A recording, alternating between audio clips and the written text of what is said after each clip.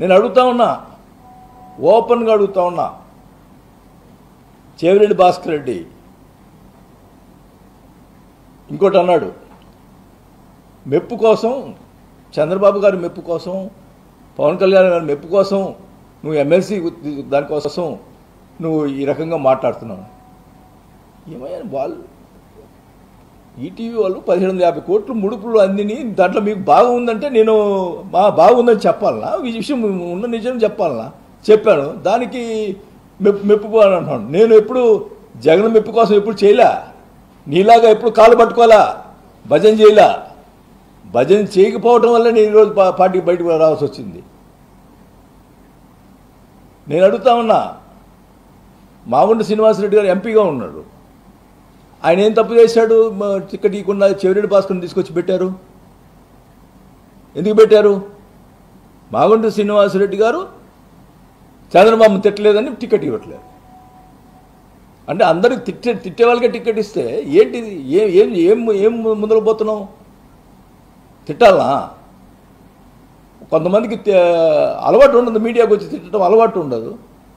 ఆ రోజు మాగుంట శ్రీనివాసరెడ్డి టీడీపీలో ఉన్నాడు, ఆ రోజు జగన్ నేను తిట్టాడా? ఆయన నైజం అది, ఒక్కొక్కరికి ఒక్కొక్కటి ఉంటుంది.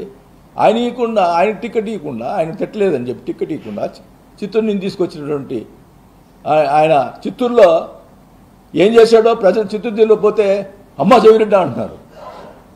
అతను ఏం మాట్లాడాడు? నువ్వు రష్యా ఫ్లైట్లో రష్యా పోయేదానికి స్వేచ్ఛ పోయావు కదా, అందుకంటే స్వేచ్ఛ అంటే ఫ్రెండ్స్ తోటి రష్యా పోవటం కూడా స్వేచ్ఛనా? ఏం మాట్లాడతావు అసలు? ఏం మాట్లాడేది ఉందా? రష్యాకు పోయేదానికి నువ్వు ఎన్నిసార్లు అమెరికా పోయావు? నువ్వు అమెరికా పోయి ఏం చేస్తావు అందరు తెలుసు, ఏం జరుగుతుందో తెలుసు. నీ పర్సనల్ విషయం మాట్లాడి మొదలుపెట్టానంటే అసలుకి ఒక చరిత్ర ఉంది. నా జోలికి వచ్చావంటే ఊచపట్టే దానికోసం చేస్తాను. నేను పవన్ కళ్యాణ్ గారితో ఒకటే చెప్పాను, నేను స్వచ్ఛందంగా వస్తున్నాను సార్, నేను అక్కడ చాలా ఇబ్బంది పడ్డాను, నేను వచ్చాను మీ దగ్గరికి, మీరు నాకు పదవి ఇచ్చినా ఇవ్వకపోయినా మీతో ప్రయాణం చేస్తానని చెప్పాను. కూటమిలో మళ్ళీ చిచ్చు పెడతానని చెప్పి కూడా కొంతమంది ఇచ్చేస్తూ ఉన్నారు. లేదు సార్, నేను ఏ ప్రాబ్లం వచ్చినా నాకు చెప్పండి, కూటమిని మీ తీర్చేదానికి అన్నటువంటి ఎక్కడ నా వల్ల కూటమితోటి ప్రాబ్లం రాకూడదని కూడా చెప్పాను. అంత క్లియర్గా చెప్పాను. నేను ఆయన పదవి ఇచ్చినా ఇవ్వకపోయినా పవన్ కళ్యాణ్ గారు చాలా మర్యాదగా చూశాడు నన్ను. కాబట్టి నేను ఐఎమ్ విత్ పవన్ కళ్యాణ్ గారితో ఉంటాను. కూటమికి ఏ విషయంలో కూడా కలిసి పనిచేసేదానికి మేము సిద్ధంగా ఉన్నామని కూడా తెలియజేసుకుంటా ఉన్నాం. ఈ విషయంలో మటుకి నేను చెప్తా ఉన్నా, నాకు సెకీతో దిగినటువంటి ఒప్పందం గురించి నాకు ఏమాత్రం అనువంత కూడా తెలియదు. దానికి సంబంధించి దానికి ఎనర్జీ సెక్రటరీ గారు శ్రీకాంత్ గారు ఉన్నారు, హీజ్ అ హానెస్ట్ ఆఫీసర్. ఆయన అడగండి, చెప్తారు క్లియర్గా. వాళ్ళు అబద్ధం చెప్తున్నారు, నేను అబద్ధం చెప్తున్నాను. నాకు ఇంకోటి చిన్న డౌట్ వస్తుంది, వీళ్ళేదో డిజిటల్ సైన్లు కూడా ఏమన్నా చేయగలుగుతారేమో, అది కూడా డౌట్ వస్తూ ఉంది. దానికి సంబంధించి ఒక క్లారిఫికేషన్ మీ ముందులే నేను మాట్లాడాల్సుకుంటున్నాను. ఉన్నప్పుడు జరిగింది అని గౌరవంగా చెప్పుకోలేని దీనహీన స్థితిలో వాసన్న ఉండడం నిజంగా కూడా ఆయన పరిస్థితి చూస్తే బాధేస్తుంది. ఈరోజు మీరు మంత్రిగా 2 సార్లు సంతకం పెట్టి నేను సంతకం పెట్టలేదంటున్నావు, నేను ఫార్వర్డ్ చేశానంటున్నావు. ఎప్పుడైనా మంత్రి అనే వ్యక్తి తనకు ఫైల్ వస్తే ఆ ఫైల్ మీద తనకు ఇష్టం లేకపోతే ఇష్టం లేదు ఇది కామెంట్ రాయాల, లేదు అంటే ఫార్వర్డ్ చేయడం అంటే అంగీకరించినట్టు లెక్క. తను ఫార్వర్డ్ చేశారు అని అన్నారు. ఇన్ని ప్రిన్సిపల్గా తీసుకున్న వాటిపైన సంతకం చేశారు. ఆ రోజుకి అప్రూవ్ చేయకుండా మళ్ళా మీరన్న శ్రీకాంత్ గారితోనే కమిటీ వేశారు. కమిటీ రిపోర్ట్ వచ్చిన తర్వాత మళ్ళా సంతకం చేశారు.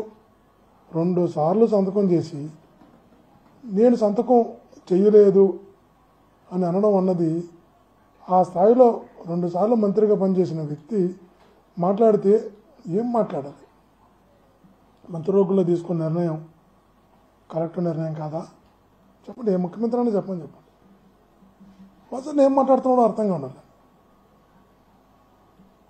పాలసీల గురించి మీరు మాట్లాడితే ఖచ్చితంగా మేము కూడా పాలసీల గురించే మాట్లాడతాం. నువ్వు మా నాయకుడి గురించి వ్యక్తిగతంగా మాట్లాడినప్పుడు అదేవిధంగా మేము కూడా మాట్లాడడం జరుగుతుంది. నువ్వు పర్సనల్గా వ్యక్తిత్వ హననం మా నాయకుడికి నువ్వు చేయాలనుకున్నప్పుడు ఎవరినో మరలా చెప్తున్నా, ఎవరో మెప్పు పొందడం కోసం, ఎవరినో మెప్పించడం కోసం ఏదో ఒక రకంగా వాళ్ళందరికీ దగ్గరై అక్కడ ఎదగడం కోసం మీరు మా నాయకుని వ్యక్తిత్వ హననం చేయడానికి ప్రయత్నిస్తే, స్వార్థంతో మీరు చేసినప్పుడు, స్వప్రయోజనాల కోసం మీరు చేసినప్పుడు, ఆరోపణలు చేసినప్పుడు వాస్తవాలు మాట్లాడకుండా మేము ఎలా ఉంటాం వాసన్న ఒక్కసారి ఆలోచించు. మీరు చెప్తున్నారు, ఒక మాట అంటున్నావు, చివరెడ్డి భాస్కర్ రెడ్డి చిత్తూరు నుంచి వచ్చారు అని. నేను అడుగుతున్నా, చిత్తూరు నుంచి ఒంగోలుకు వచ్చారని. నేను మిమ్మల్ని అడుగుతున్నా వాసన్న, మీరు కొండేపు నుంచి ఒంగోలు ఎలా ఎందుకు వచ్చారు అని అడుగుతున్నా. మీ నియోజకవర్గం కొండేపు కదా, ఒంగోలుకు వచ్చి ఎందుకు పోటీ చేశారని అడుగుతున్నా. అదే మీ నాయకుడు పాలకొల్లు నుంచి పిఠాపురం ఎందుకు వెళ్ళాడో అని అడుగుతున్నా. మీ కూటమిలో ఇంకొక ప్రముఖ నాయకుడు చంద్రబాబు నాయుడు గారు చంద్రగిరి నుంచి కుప్పం కిందకి వెళ్ళారు, లోకేష్ గారు చంద్రగిరి నుంచి మంగళగిరికి ఎందుకు వెళ్ళారు, కడప నుంచి సీఎం రమేష్ గారు అనకాపల్లి ఎందుకు వెళ్ళారు, ఈ కృష్ణా జిల్లా నుంచి పురంధరేశ్వరి గారు రాజమండ్రికి ఎందుకు వెళ్ళారు చెప్పండి. అది కూడా అడగండి. ఇంతటికి మీ దోస్తు మాగంటి శ్రీనివాసరెడ్డిది ఒంగోలు జిల్లానా, నెల్లూరు జిల్లా కదా, తను ఎందుకు వచ్చాడు? మీరు వెళ్ళింది నిజం కదా కొండవైపు నుంచి ఒంగోలుకి?